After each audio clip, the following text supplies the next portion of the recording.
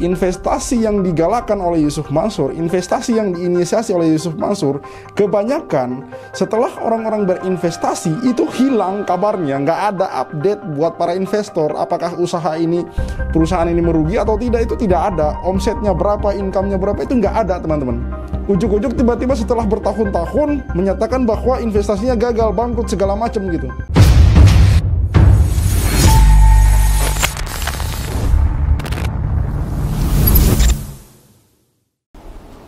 Bismillahirrahmanirrahim. Assalamualaikum warahmatullahi wabarakatuh.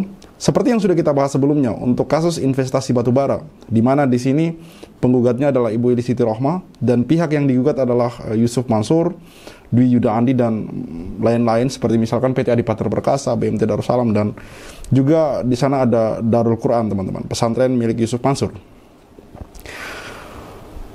Dalam kasus ini, seperti yang sudah kita bahas sebelumnya bahwa Yusuf Mansur ini kalah di Pengadilan Negeri Bogor dan juga di Pengadilan Tinggi Bandung. Di Pengadilan Tinggi Bandung ini Yusuf Mansur dalam hal ini tingkat banding ya teman-teman. Yusuf Mansur mengajukan banding dan lagi-lagi kalah teman-teman. Nah, Yusuf Mansur mengajukan kasasi teman-teman. Yang mana sekali lagi saya katakan bahwa ini walaupun hak Yusuf Mansur, tapi ini sudah melangkahi pernyataan-pernyataan Yusuf Mansur di waktu lalu, di mana Yusuf Mansur pernah mengatakan dengan sangat percaya diri sekali mengatakan bahwa kalau merasa dirugikan, silahkan ke rumahnya, nanti diganti duitnya oleh Yusuf Mansur. Tapi kenyataannya ketika korban sudah menang di pengadilan negeri, Yusuf Mansur masih mengajukan banding. Kalah di banding pun Yusuf Mansur masih mengajukan kasasi. Artinya adalah bahwa Yusuf Mansur ini memang pembohong. Oke, baik, kita lanjut teman-teman. Di tingkat kasasi ini, Yusuf Mansur justru menyatakan hal-hal yang lucu dan tidak masuk akal, teman-teman. Di tingkat kasasi, memori banding Yusuf Mansur ini, memori kasasi Yusuf Mansur ini adalah mengatakan bahwa Pengadilan Negeri Bogor tidak berhak atau tidak punya wewenang untuk mengadili kasus ini karena ini adalah bisnis syariah atau investasi syariah. Yang mana ini hanyalah omong kosong Yusuf Mansur untuk kesekian kalinya, teman-teman. Karena investasi batubara menurut yang saya lihat dan beberapa orang yang menilai bahwa investasi batubara ini ya konvensional biasa gitu. Hanya Yusuf Mansur yang mengatakan ini syariah, syariahnya itu dari mana gitu. Tidak berarti satu produk kalau sudah ada nama syariahnya itu kemudian menjadi syariah, tidak, teman-teman. Jadi kita harus telusuri, kita harus teliti sistemnya, caranya gitu. Bukan kemudian asal ada produk bisnis syariah, investasi syariah, omong kosong, bullshit. Kalau sistemnya juga konvensional, justru lebih berbahaya yang ada embel-embel syariahnya ini, teman-teman, karena ini menipu gitu, menipu umat, mengelabuhi umat gitu. Ada embel-embel syariahnya untuk kemudian membuat orang percaya dan bergabung apa begitu saja. Ternyata sistemnya juga biasa, sama aja, konvensional gitu. Jadi apa yang dikatakan oleh Yusuf Mansur bagi saya ini adalah alasan yang mana seperti sudah berulang-ulang saya katakan bahwa Yusuf Mansur dan kawan-kawan ini hanya mengulur-ngulur waktu gitu. Karena memang mereka ini tidak mau bertanggung jawab, sulit bertanggung jawab gitu. Tidak punya etikat untuk bertanggung jawab. Kalau memang ada niat mau bertanggung jawab dari kemarin harusnya sudah dikumpulkan nih para korban nih, dibalikin duitnya, selesai, beres masalah. Maaf-maafan udah clear. Tapi karena memang itulah, teman-teman.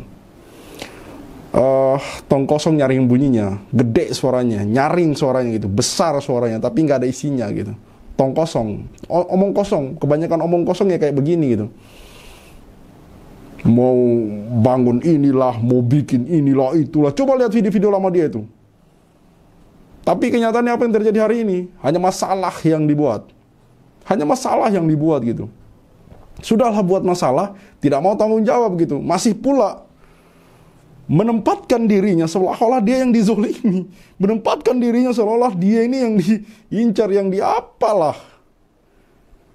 Tidak mungkin ujuk-ujuk orang-orang itu kemudian menyebut nama Yusuf Mansur kalau Yusuf Mansur ini tidak terkait dan tidak terikat di bisnis-bisnis yang bermasalah ini. Tidak mungkin, teman-teman. Itu tidak mungkin dan mustahil sekali gitu. Nggak mungkin. Selalu ada alasan dan penyebab gitu. Selalu ada alasan dan penyebab. Tidak mungkin ada asap kalau nggak ada api gitu. Mari kita simak penuturan dari Pak Zaini Mustafa selaku kuasa hukum dari Ibu Eli Siti Rohmah ini, teman-teman. Assalamualaikum warahmatullahi wabarakatuh. Hari Selasa tanggal 7 Januari 2025, saya bersama Pak Zaini Mustafa dan Pak Sudaryanto di Pengadilan Negeri Kota Bogor. Kali ini Pak Zeni dan Pak Sudaryanto mau berbagi dengan kita soal kasasinya Yusuf Mansur terhadap Ibu Ilis ya Pak? Ya, betul. Dalam perkara investasi batubara tahun 2009 lalu yang pada Pengadilan Negeri Bogor dan Pengadilan Tinggi Jawa Barat, Ibu Ilis atau Pak Zeni Mustafa dan Pak Sudar sudah memenangkan perkara ini dan Yusuf Mansur mengambil langkah kasasi. Nah, hari ini Pak Zeni mau sampaikan kepada kita apa saja memori kasasi dari Yusuf Mansur dan bagaimana persiapan Pak Zeni untuk menghadapi kasasinya Yusuf Mansur ini Pak. Ya, jadi Yusuf Mansur pada memori kasasi ya. Memori kasasi itu keberatan atas putusan pengadilan tinggi dan putusan pengadilan negeri itu, mereka keberatan terhadap pertimbangan putusan sela. Ya. Oh, di pertimbangan hukum sela ya. Ya, putusan sela itu juga keberatan. Kemudian jadi ada berkaitan dengan eksepsi kompetensi absolut, keberatan itu kan diputus dalam putusan sela bahwa Pengadilan Negeri Bogor yang berwenang mengadili perkara yang sedang yang digugat oleh Bu Ilis itu, mereka mengatakan bahwa pertimbangan majelis hakim itu keliru karena yang berwenang itu adalah pengadilan agama gitu. Pengadilan syariah. Ya. Menurut mereka mengatakan bahwa itu adalah ekonomi syariah. Ekonomi syariah. Ya. Investasi itu adalah ekonomi syariah. Saya juga ketawa Pak kalau itu disebut ekonomi syariah, kalau dia mendalilkan ekonomi syariah. Yang pertama adalah kalau dia mendalilkan ekonomi syariah, apa benar di ekonomi syariah itu mengajarkan orang, hanya mengajak orang berbisnis ya. Kemudian setelah menerima uangnya, kemudian tidak mengembalikan dan tidak memberikan hak-hak orang yang sudah diperjanjikan. Ini kan kalau ekonomi syariah seharusnya kan lebih amanah menerima uang umat ini kan begitu ya. Nah, itu yang menjadi saya menjadi ketawa gitu loh. Ya, memang lucu ya, karena alasannya ekonomi syariah tapi isinya bermasalah gitu. Seperti yang saya katakan tadi bahwa jangan hanya terkecoh dengan namanya gitu, ekonomi syariah lah, bisnis syariah lah, investasi syariah lah, apalah inilah itulah, yang mana isinya justru lebih menipu teman-teman. Apa yang dikatakan oleh Pak Zeni Mustafa ini benar adanya? Apakah kemudian ekonomi syariah adalah menerima setoran orang, investasi orang, lalu kemudian membiarkan begitu saja gitu? Apakah sistem syariah seperti itu gitu? Menerima investasi lalu kemudian hilang begitu saja gitu? Seperti itu sistem syariah, ekonomi syariah. Investasi syariah apakah seperti itu? Kan batubara seperti itu teman-teman. Hotel City seperti itu. Patungan usaha, tabung tanah, umroh merdeka, seperti itu semua. Jadi kalau masih ada yang berkomentar bahwa bro yang namanya investasi bukankah untung rugi ditanggung investor, nggak boleh dong duitnya diminta. Begini teman-teman, sekali lagi saya katakan, yang lupa ini saya refresh aja, bahwa investasi yang digalakan oleh Yusuf Mansur, investasi yang diinisiasi oleh Yusuf Mansur, kebanyakan setelah orang-orang berinvestasi itu hilang kabarnya, nggak ada update buat para investor apakah usaha ini, perusahaan ini merugi atau tidak, itu tidak ada. Omsetnya berapa, income-nya berapa, itu nggak ada teman-teman. Ujuk-ujuk tiba-tiba setelah bertahun-tahun menyatakan bahwa investasinya gagal, bangkrut, segala macam gitu. Seperti itu. Jadi saya harap omongan-omongan, typingan, tulisan-tulisan mengenai bahwa investasi itu tidak bisa diminta, investasi itu ya untung rugi ditanggung investor, harusnya sudah tidak ada ya. Karena sekali lagi saya katakan bahwa investasi yang digalakan oleh Yusuf Mansur ini, apapun itu yang mana ini kemudian mengajak umat berinvestasi, kebanyakan seperti itu. Seperti itu ritmenya kebanyakan. Setelah orang berinvestasi, kabarnya hilang. Setelah orang berinvestasi, hilang. Kontaknya udah nggak bisa dihubungin, segala macam, bla bla bla, dengan alasan nggak jelas. Jadi sekali lagi saya katakan, kalau Yusuf Mansur mengatakan bahwa ini adalah bisnis investasi syariah, itu adalah omong kosong dan bullshit. Terus kemudian kalau mengenai masalah hukumnya, menurut hemat saya sesuai dengan ketentuan hukum yang berlaku, kami selaku penggugat, kenapa kami gugat di Pengadilan Negeri Bogor ini? Karena pertimbangannya adalah bahwa di dalam perjanjian yang diteken oleh klien saya dan salah satu tergugatnya itu adalah di sana ada pilihan hukum. Ketika investasi Ya. Ibu Ilis Pilihan hukumnya itu menyatakan apabila dalam investasi yang diperjanjikan ini menjadi masalah, maka mereka memilih akan diselesaikan di Pengadilan Negeri Bogor, ya kan? Artinya sesuai dengan ketentuan hukum perdata, ketika orang melakukan pilihan, tentu pilihan mana tersebut harus ditepati kan begitu, sesuai dengan ketentuan hukum begitu, Pak. Nah, terus kemudian pertimbangan lainnya bahwa perjanjian yang diteken oleh Bu Ilis Siti Rohmah selaku penggugat dan Yusuf Mansur sebagai kawan-kawan itu, di sana kan tidak tertera bahwa yang mengelola perusahaan itu perusahaan konvensional kok, bukan syariah. bukan perusahaan yang syariah. Kalau perusahaan syariah itu tentu di sana berbeda dengan perusahaan konvensional, ya kan begitu. Nah, kalau perusahaan syariah tentu ada direkturnya, misalnya 2, satunya yang seolah-olah konvensional, satunya ahli syariah. Komisarisnya juga begitu. Pengawas syariah. Pengawas syariahnya ada di situ kan begitu. Jadi menurut hemat saya, apa yang menjadi keberatan Yusuf Mansur ini adalah mengada-ngada begitu. Ya. Pak Jenny, kenapa keberatan ini tidak disampaikan mereka di pengadilan banding, Pak? Jadi begini, ketika pengadilan banding, Yusuf Mansur itu hanya menyatakan banding, kemudian tidak memberikan memori banding. Itu boleh? Boleh. Ya, karena itu merupakan hak tapi bukan kewajiban. Nah, kemudian keberatan Yusuf Mansur yang kedua, ya kan, mereka mengatakan bahwa Yusuf Mansur ini tidak terlibat dalam bisnis batu bara. Ini di kasasi, Pak. Kasasi, ya, di memori kasasi ini. Jadi mereka menyatakan bahwa kalau pengadilan negeri Bogor ini kan menyatakan bahwa Yusuf Mansur itu mempunyai hubungan hukum dengan penggugat dan para tergugat dan begitu. Tetapi Yusuf Mansur mengatakan bahwa mereka tidak terlibat dalam perkara bisnis batu bara ini. Karena menurut mereka sesuai dengan profil perusahaan yang didownload dari Departemen Kehakiman dan HAM itu, mereka tidak ada di sana. Tapi Yusuf Mansur lupa. Saya dapat membuktikan keterlibatan Yusuf Mansur itu berdasarkan keterangan saksi. Saksi jelas melihat, mendengar bahwa Yusuf Mansur itulah yang presentasi bisnis batu bara pertama masuk di Masjid Darussalam Kota Wisata.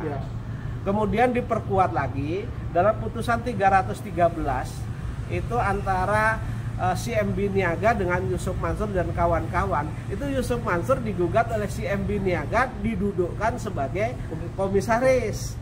Sementara dalam jawaban Yusuf Mansur itu, Yusuf Mansur sama sekali tidak membantah bahwa mereka sebagai komisaris di PT Adi Partner Perkasa yang salah satunya menjadi tergugat di perkara ini begitu.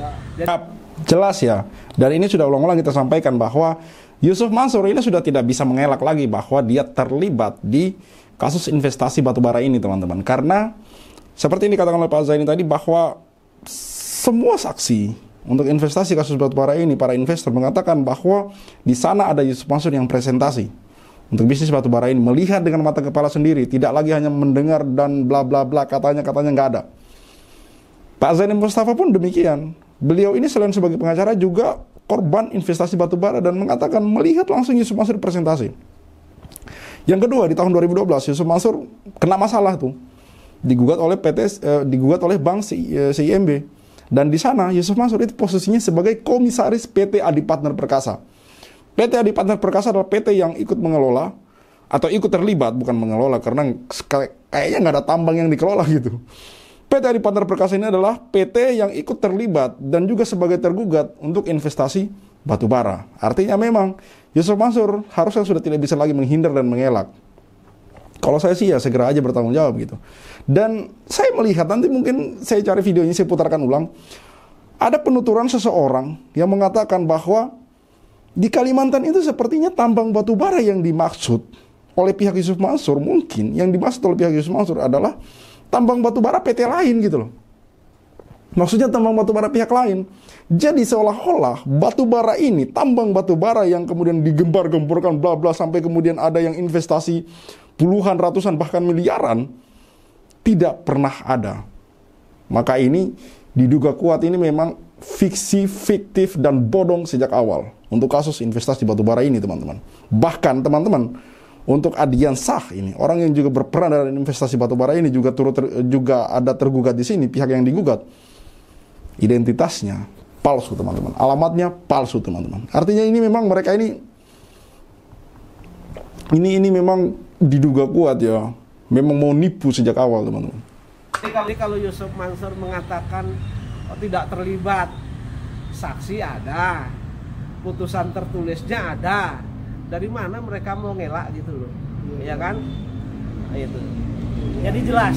Jadi menurut hemat saya, karena ini memang sudah benar lah putusan pengadilan negeri Bogor ini sudah benar. Satu, mereka berwenang untuk mengadili perkara ini karena ada pilihan hukum. Kemudian yang kedua, gugatan terhadap Yusuf Mansur itu sudah benar, tidak salah orang ya. Karena Yusuf Mansur berkedudukan sebagai komisaris dalam perusahaan itu berdasarkan keterangan Yusuf Mansur ketika presentasi dan didukung oleh alat bukti suatu putusan pengadilan. Si MB Niaga menggugat Yusuf Mansur dan kawan-kawan dan itu putusannya sudah inkrah. Oke. Jadi mau kemana lagi gitu? Mau bantah apa lagi? Mau bantah apa lagi? Pak, jadi per tanggal 7 Januari ini kontra memori kasasi sudah Pak Jenny. Jadi kontra memori kasasi itu diajukan oleh Yusuf Mansur itu kemarin tanggal 3. Oh, baru tanggal 3 ya, Januari. Ya. Karena mereka mempermasalahkan mengenai putusan berkaitan dengan eksepsi kompetensi absolut itu, maka saya hari ini tuh minta, karena sudah tidak saya download nggak bisa, makanya saya datang ke pengadilan ini minta putusan sela yang memutus kompetensi absolut tersebut yang menyatakan bahwa pengadilan negeri Bogor berwenang mengadili perkara itu. Itu jadi bahan pertimbangan Pak Jenny. Ya, jadi bahan pertimbangan saya juga. Pak, kalau perkara di tingkat kasasi ini berapa lama pengalaman Pak Jenny? Ya, kalau sepengalaman saya sih di sekitar 6 bulanan paling cepat Pak. Iya. Oke Pak, kita pantau terus ya kasus di kasasi tingkat kasasi ini Pak ya. Baik. Ya.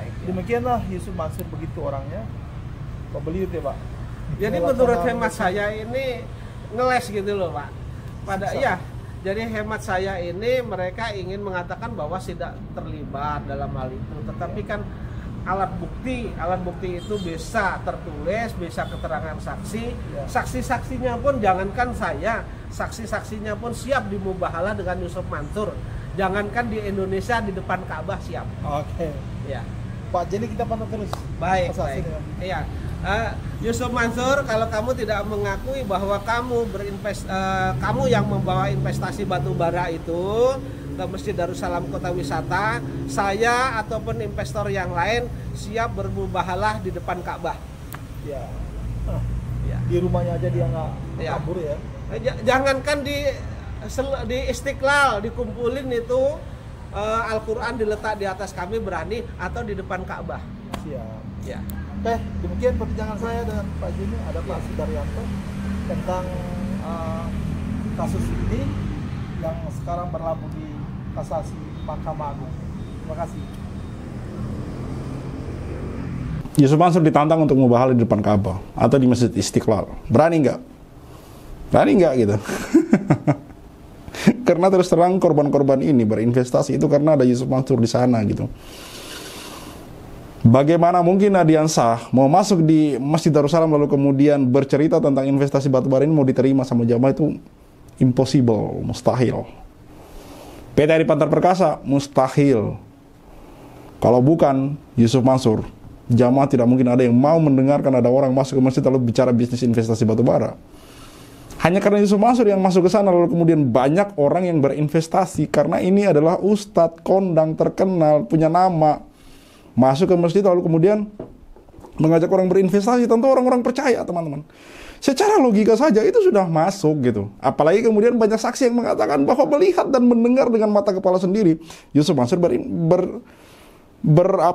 berpresentasi gitu mengenai investasi batubara ini, lalu kemudian banyak yang berinvestasi di belakang, kemudian Yusuf Mansur tidak mengakui. Artinya orang ini sebenarnya, tapi begini teman-teman, seperti yang video yang saya upload kemarin, itu ada pernyataan saya, bagaimana mungkin kita mau percaya orang seperti ini kata-katanya kalau sudah banyak terpergok ke gap bohong. Bagaimana mungkin kita mau percaya lagi kata-katanya? Kalau pernah mengaku sebagai komisaris Grab ternyata enggak, membayar utang pakai daun, dan itu impossible. Berbicara dengan semut, segala macam, naik pesawat 1000 kali dalam setahun. Bagaimana mungkin kita akan percaya kata-kata orang ini? Bagaimana mungkin kemudian kita mau jamin bahwa orang ini di kedepan dan kemudian hari tidak berbohong lagi gitu? Ini yang saya maksud, bahwa ketika kemudian Yusuf Mansur mengatakan dia tidak terlibat investasi batu bara, bukan komisaris, bagaimana mungkin kita bisa jamin itu bukan kebohongan? Kalau sudah sering kegap, sudah sering terpergok, sudah sering ketangkap basah berbohong, bagaimana mungkin? Ini yang saya maksud. Jadi sekali lagi saya katakan bahwa untuk bos warung steak and shake ini bernama Yusuf Mansur ini, mari kita boikot teman-teman. Mari kita boikot. Kita boikot dengan senang hati karena orang ini terlihat tidak mau bertanggung jawab, mengulur-ngulur waktu, dan kerap kali mengumbar kata-kata yang tidak sesuai dengan kenyataan. Saya Khalid Al-Walid, see you on the next videos. Maka 2010 ketika saya masuk pertama kali ke warung steak and shake, like video jangan di skip, share sampai kena strap, like biar kasusnya di up, komen sampai dia kena strap.